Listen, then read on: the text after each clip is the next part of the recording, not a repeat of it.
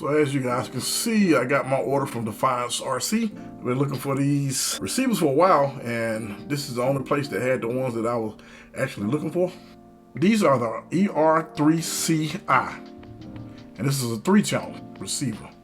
This receiver can drive up to 3 servos. This receiver does have telemetry. It has a built-in ceramic antenna.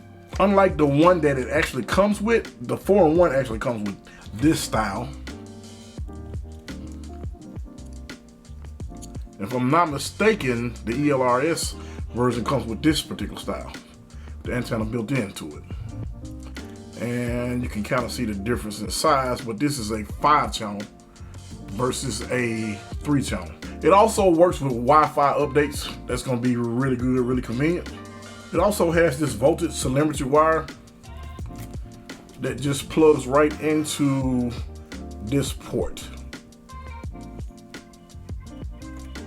So one of the reasons I stated earlier, the reason why I bought this, because it has the built-in antenna. And second of all, this receiver is only $16.99. I'm gonna do a size comparison for you guys. This is one of the receivers that I use for my Noble MB4. So size-wise, it's not bad at all. Neither is bad. Now here's the deal. This particular one, I think I'm paying $40 for these now. At one particular point in time, I want to say I was getting them for like $35, and all of a sudden they went up. This is my Spectrum SR315, 3 channels as well. It's not really large, but it is larger than this particular one. So this one takes up a whole lot less real estate. This is one of my older style Spectrum. It's a SRS 4220. I forgot what this was in, but you see that size? That's a real big difference. So these are what I use in my crawlers and my drift cars. Really, really small footprint. This is a little larger, but this is gonna be a whole lot cheaper. So in my drift cars, just say I'm building one and I don't have a receiver to go into it, that this will already connect to, this radio already connect to, I'll go ahead and grab another one of these.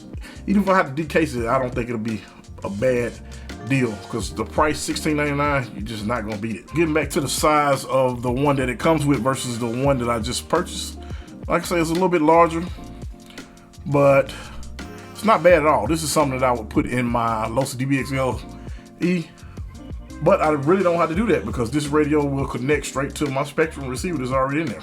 So I probably won't change it.